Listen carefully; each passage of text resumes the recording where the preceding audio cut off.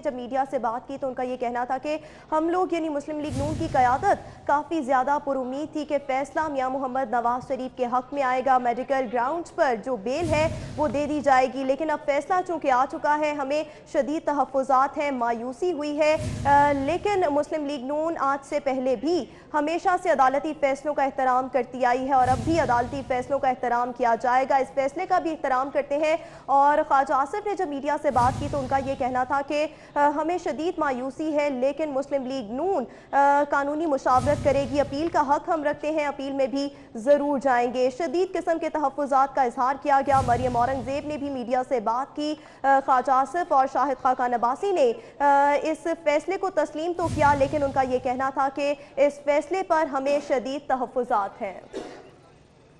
Senior advocate supreme court Arif Chaudhary साहब हमारे साथ हैं, उनसे बात करते हैं एक बार फिर। आरिफ साहब, फैसला आ गया और जैसे आपने कहा था कि ऐसे मुमकिन नहीं कि फैसला मियां नवाज शरीफ के हक में, और वैसे ही हुआ, क्योंकि यही कहा गया है कि मेडिकल ग्राउंड्स जो कि बताई गई हैं उस पर जमानत नहीं मिल सकती। क्या कहेंगे? आज तक जितने इस मामले में अपनी राय दी, मेरा ख्याल है कि 95% वो सही साबित हुई। उसकी वजह यह है कि ख्वाहिशात की बुनियाद पर फैसले नहीं होते। ख्वाहिश तो बहुत ज़्यादा थी सबकी और उनकी पार्टी की कि जनाब मेडिकल ग्राउंड पे बेल हो जाए, लेकिन अदालतों ने ख्वाहिश पे नहीं जाना होता। मैं इस बात से बिल्कुल इत्तेफाक नहीं करता जो दोस्त कह रहे थे कि जी बड़ी ये मेडिकल ग्राउंड पे बड़ी बेलें होती हैं।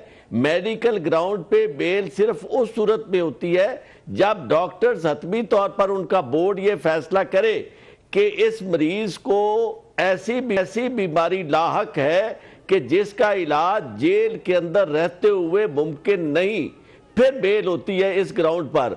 अगर ऐसी ग्राउंड ना हो, यानी वो जो डॉक्टर्स का बोर्ड है वो इस तरह का हतमी फैसला ना करे, तो फिर कोर्ट मजबूर होती है कि उन्हें ये कहे कि जनाब जेल के अंदर ही आप अपना इलाज कराएं। बल्कि मैं तो हैरान हूं कि ये बात जो गेस्ट लगा रहे थे कि बेल हो जाएगी, वो किस बुनियाद पर लगा रहे थे, जबकि खुद उनके अपने वकील ने जो फाइनल आर्गूमेंट किए वो इस बुनियाद पर किए कि जो अभी वो कह रहे थे कि जी जेल के अंदर वो माहौल नहीं है। जेल, या जाहिर है कि जेल है, जेल के माहौल की बुनियाद पर तो किसी को बेल नहीं दी जा सकती।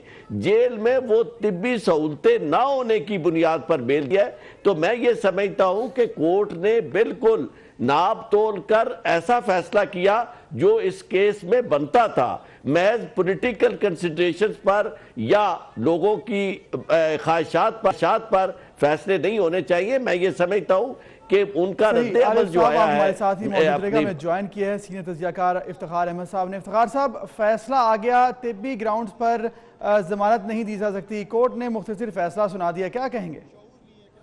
देखिए, कोर्ट का जो फैसला मुकम्मल आएगा तो उसमें देखा जाएगा कि रीजंस क्या दी गई।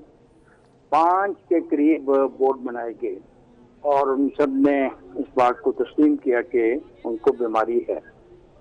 अब ये बहस कि क्या उस बीमारी का इलाज पाकिस्तान में मुमकिन है या नहीं है, ये एक बहुत बड़ा इम्पोर्टेंट लीगल पॉइंट इसमें रेज किया गया है।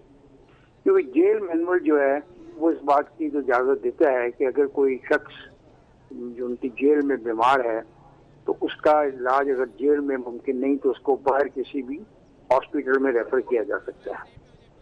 अब वो उनका ये मौक़िफ़ है कि ऑलरेडी ये सब हॉस्पिटल में हैं, इससे ज्यादा बात वो नहीं कर रहे। अब देखना है कि मियां साहब की पिटीशन में कौन से लीगल पॉइंट्स जिनको रेस किया गया था, जिसमें ये कहा गया था कि अगर एक मरीज बीमार हो और उसको इस बात का इम्कान न हो कि उसकी बेहतरीन मेडिकल ट्रीटमेंट नहीं हो सकती, तो उसके लिए चॉइसेस क्या हैं।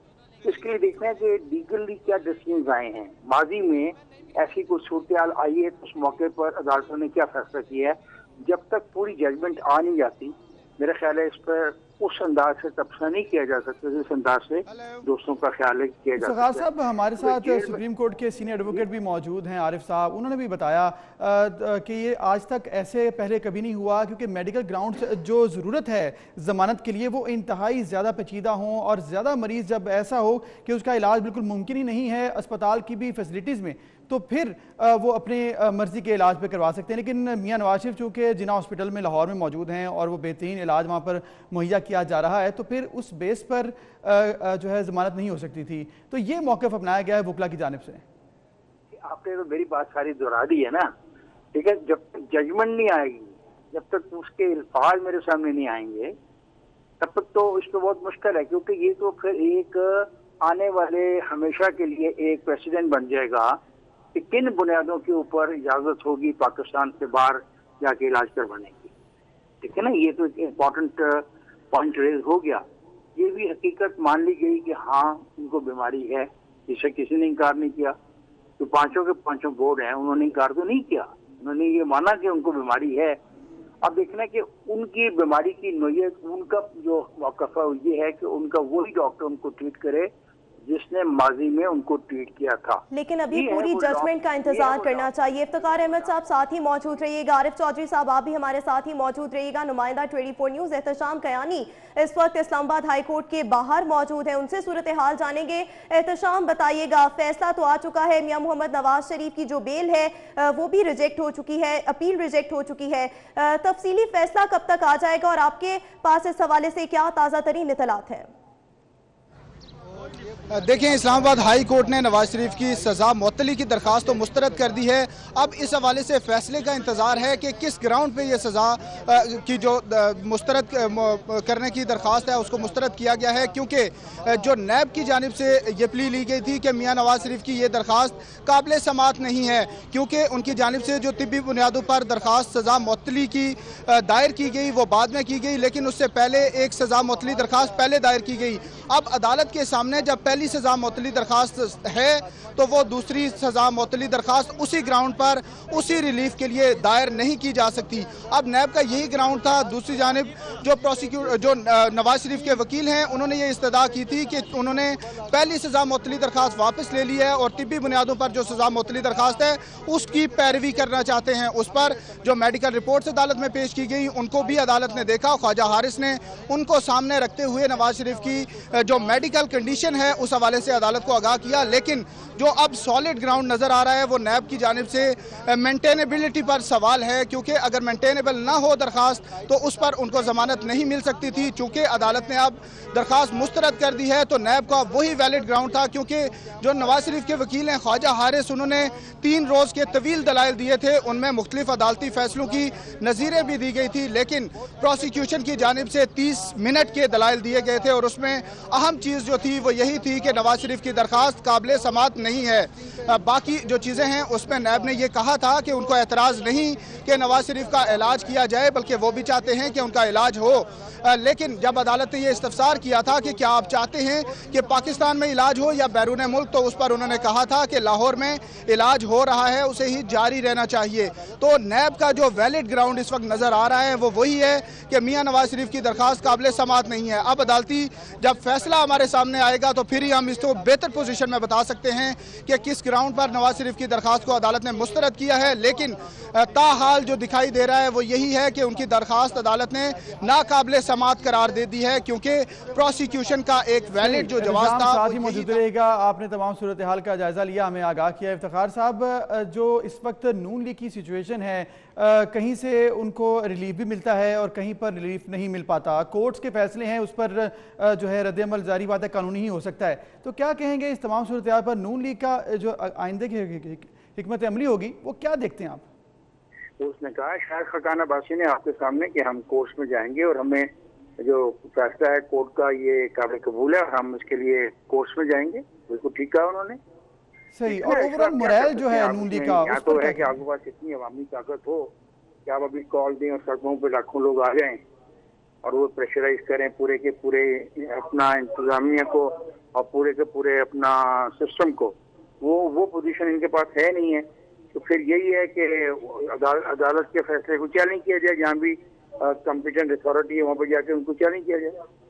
सही, उसको चैलेंज किया जाए। इफ्तिखार साहब साथ ही मौजूद रहिएगा। आरिफ चौधरी साहब, आपसे ये जानना चाहेंगे, कुछ ही देर पहले मीडिया से बात भी की सीनियर लीडरशिप ने, शाहिद खान अब्बासी भी थे, मरियम औरंगजेब भी थी, यही कहना था कि हर किस्म का कानूनी रास्ता अपनाएंगे। आपको क्या लगता है, क्या अब कानूनी ऑप्शंस है मियां मोहम्मद नवाज शरीफ के पास? बात बड़ी सीधी है कि ये जो कह रहे थे अब आपके नुमाइंदा कि जी मेंटेनेबिलिटी पर फैसला हुआ है, मेरा नहीं ख्याल कि मेंटेनेबिलिटी पर फैसला हुआ हो। उसकी वजह ये है कि डिफरेंट ग्राउंड थी। पहली ग्राउंड थी मेरिट पर सजा की सस्पेंशन के लिए, और दूसरी जो थी वो थी मेडिकल ग्राउंड पे। ये दोनों अलग-अलग सूरतें हैं, और ये अगर आप मेडिकल ग्राउंड पर सीख करना चाहते हैं बेल, तो बिल्कुल वो आपके रास्ते में पहली एप्लीकेशन जो सस्पेंशन ऑफ सेंटेंस की है मेरिट पर, वो रुकावट नहीं आएगी। अलबत्ता सवाल अब ये होगा कि वो तमाम रिपोर्ट्स जिनकी बुनियाद पर अदालत ने ये फैसला किया है, क्या वो रिपोर्ट्स इस हद तक कन्विंसिंग थी, या उसमें सीधा एक बहुत इंपॉर्टेंट बात है कि क्या उन्होंने अदालत लिखा था ये डॉक्टर्स ने कि जी इनको जो बीमारी लाहक है या बीमारियां लाहक है, उनका इलाज जेल के अंदर या इनकी कस्टडी में होते हुए मुमकिन नहीं है। अगर ऐसा नहीं लिखा गया तो फिर कोर्ट्स बेल नहीं देती, महज इस बुनियाद पर कि जी ये तो बात दुरुस्त है कि उन्हें बीमारी लाहक है। बीमारी लाहक होना एक बात है, लेकिन जो ग्राउंड जिसकी बुनियाद पर अदालतें बेल देती हैं वो महज बीमारी के लायक होने की बुनियाद पर नहीं देती, वो सिर्फ इस वजह से देती है कि अगर उसका इलाज मुमकिन ना हो। दैट्स वेरी इंपॉर्टेंट, और यही वजह अगर वो साबित कर सकते हैं सुप्रीम कोर्ट के सामने तो फिर उनकी कोई बात सुनी जाएगी, otherwise they will lose their case. ठीक है, बहुत शुक्रिया आप आरिफ चौधरी साहब और इफ्तिखार अहमद साहब हमारे साथ